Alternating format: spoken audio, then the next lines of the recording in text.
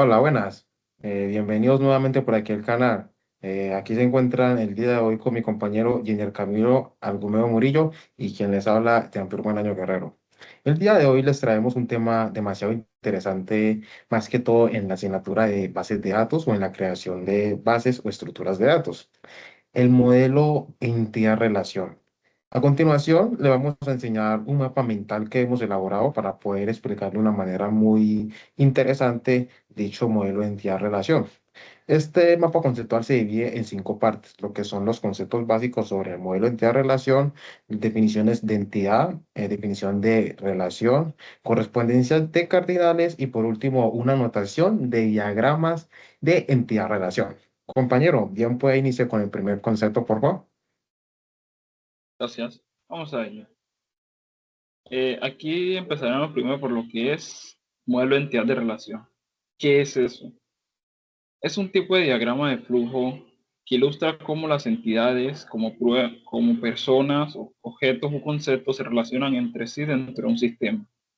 Los diagramas GR se utilizan a menudo para diseñar o depurar bases de datos relacionales en los campos de la ingeniería de software, sistemas de información empresarial, educación e investigación. Representación gráfica. El objetivo es organizar la información y facilitar su interpretación y diseño de bases de datos. Es fundamental para hacer bases de datos, ya que utiliza unidades, entidades, objetos o cosas del mundo real y las relaciones, que son cómo interactúan estas entidades.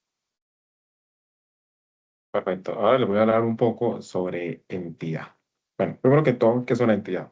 Una entidad es cualquier objeto o concepto que se encuentre en la vida real. A continuación, procedemos a explicar conjunto de entidades. Bueno, un conjunto de entidades es como un grupo de entidades que comparten las mismas propiedades o características. Un ejemplo de esto sería un grupo de estudiantes de una universidad. O sea, los estudiantes son entidades y ellos comparten algunas características o algunas propiedades, como por ejemplo un número de identificación, un nombre, un apellido, algunas asignaturas, etcétera. Bueno, tipos de entidades. Las entidades normalmente se dividen en dos tipos, entidades concretas y entidades abstractas. Siendo las entidades concretas aquellas entidades que pueden ser tangibles, que son tangibles, que se pueden tocar y se pueden sentir, como por ejemplo un lapicero, un automóvil o una persona. Continuamos con las entidades abstractas. Las entidades abstractas son aquellas entidades que existen, pero no se pueden tocar, como por ejemplo puede ser una asignatura o una materia, ya que la asignatura existe, pero usted no puede tocar la asignatura. Usted va a que le editen la asignatura a un determinado profesor, pero usted no toca la asignatura como tal. Ahora les voy a hablar un poco sobre los atributos de las entidades. Bueno, los atributos de las entidades son esas características o propiedades que tiene una entidad. Es decir, cada entidad tiene una especie de características o propiedades que la diferencian de otras entidades. Entonces, tenemos la entidad clave. La entidad clave es una característica que identifica únicamente una entidad, o sea, es un valor que solamente puede tener esa entidad. Un ejemplo muy claro de esto sería el número de identificación de las personas. ¿Por qué? Porque todas las personas tienen un número de identificación único, es decir, que ninguna otra persona tiene el mismo número de identificación. Continuamos con las entidades simples. Las entidades simples son las que no se pueden dividir en más partes, es decir, es un valor único que no se puede dividir ni se estructura de ninguna de otras atributos, como por ejemplo puede ser la edad de una persona. Seguimos con con los atributos compuestos. Los atributos compuestos son los que se pueden dividir en pequeñas partes o en otras partes. Por ejemplo, pues en otras partes o en otros atributos, como por ejemplo una dirección. ¿Por qué? Porque una dirección es un atributo que está conformado por otros atributos. ¿Cuáles atributos? Tenemos la calle, tenemos el número de la ciudad, tenemos el país y tenemos el código postal. Eh, los monovalorados. Bueno, los monovalorados es un atributo que solo puede tener un valor en cada instancia. Es decir, es un atributo que una entidad solamente puede tener en una sola instancia. Es decir, si hablamos en términos, digamos que de la universidad hay un conjunto de estudiantes, ¿cierto? conjunto de estudiantes que son entidades, ¿cierto? La manera de la universidad de identificar a cada estudiante es dándoles una dirección o un código que identifica a cada estudiante. Entonces, cada estudiante va a tener un código único, es decir, que ese código no se puede repetir en ninguna otra, en otro estudiante. Eso es un atributo monovalorado que solamente puede tener ese estudiante. Ahora, mientras que los multivalorados es lo contrario a los monovalorados. Es decir, en este caso, un estudiante puede tener más de un atributo. Es decir, por ejemplo, un estudiante o una persona puede tener varios números de teléfono. Seguimos con los derivados. Bueno, los derivados son aquellos atributos que se pueden derivar o pueden surgir de otros atributos. Ejemplo, digamos que estamos hablando en una entidad persona, o sea, una persona, yo teniendo el atributo de la fecha de nacimiento de esa persona, puedo calcular el atributo de la edad. Es decir, yo puedo tener el año en el que nació una persona y yo por medio de ese atributo que es el año puedo calcular otro atributo que sería la edad de la persona. Posteriormente seguimos con el nulo. El atributo nulo es como que un requisito que no es completamente obligatorio en todas las entidades. Es decir, algunas entidades lo pueden tener y algunas entidades no lo pueden tener. Un ejemplo sería el segundo nombre en un conjunto de personas. O sea, porque no todas las personas tienen un segundo nombre. Ahora le voy a hablar sobre el dominio. Bueno, el dominio es un conjunto de valores posibles que puede tomar un atributo. O sea, el dominio simplemente me dice qué valores puede tomar el atributo, de dónde a dónde pueden ir y simplemente me limita y me dice qué es lo que puede, o sea, qué atributos puede tomar dicha entidad. Muchas gracias, compañero. Continúe, por favor, con las relaciones.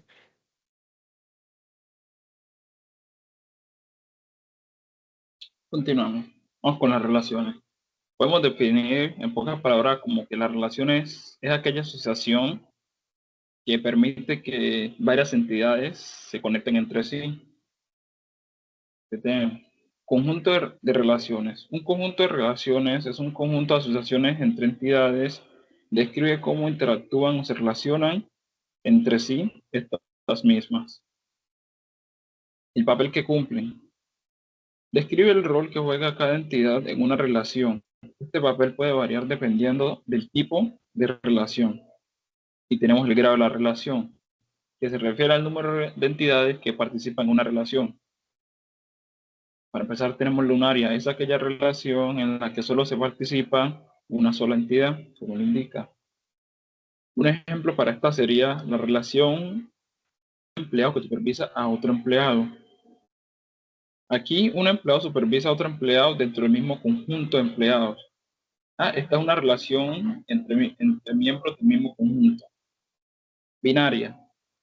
Es la relación más común de todas. Se da cuando existe una relación entre dos entidades. Un ejemplo para esta sería como un cliente y un producto. Que un cliente compra un producto. Ternaria. Se refiere a una relación que involucra a tres entidades. Un ejemplo sería como pedido que conecta a las entidades cliente, producto y vendedor. Esto se refiere a cómo un cliente hace un pedido de un producto a través de un vendedor en específico. Y por último, la N-área. Una relación N-área involucra un número sin específico de entidades diferentes en una misma relación, la cual podemos decir que son de 4 o más relaciones o más entidades en la misma relación. Continúa, compañero. Perfecto. Bueno, ahora les voy a hablar un poco sobre las correspondencias de, de cardinales. Bueno, las correspondencias de cardinales es un concepto fundamental para entender cómo se relacionan las entidades en un modelo de entidad-relación. Los cardinales describen cuántas instancias de una entidad pueden participar en la relación con otra entidad. Bueno, las correspondencias cardinales tienen unos tipos, o sea, tipos de cardinales. Tenemos el tipo uno a muchos, muchos a uno y muchos a muchos. Para poder entender de este concepto de una manera mejor, digamos que tenemos dos conjuntos, un conjunto A y un conjunto B. Ambos conjuntos están llenos de entidades, o sea, entidades del conjunto A y entidades del conjunto B.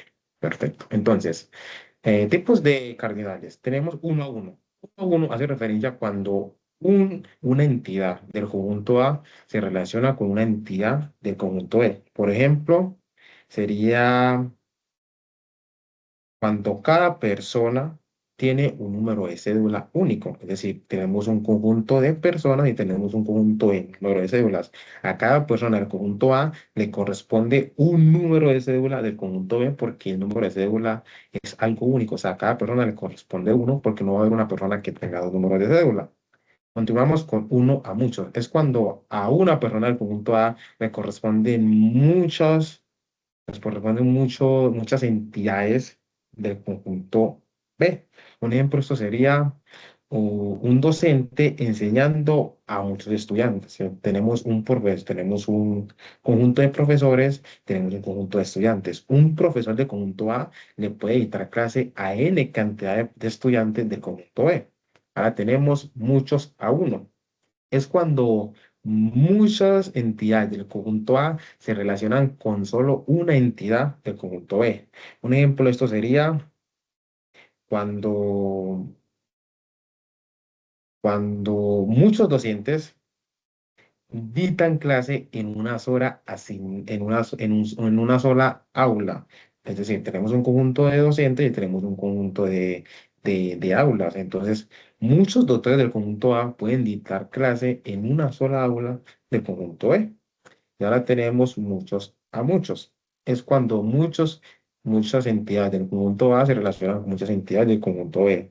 Es decir, tenemos un ejemplo sería, tenemos un conjunto de estudiantes y tenemos un conjunto de asignaturas. Muchos estudiantes del conjunto A pueden ver muchas asignaturas del conjunto B. Posiblemente tenemos lo que son las restricciones de cardinales. Estas determinan cuántas instancias de una entidad pueden participar en una relación. Sería las restricciones de cardinalidad simplemente se aseguran de que los tipos de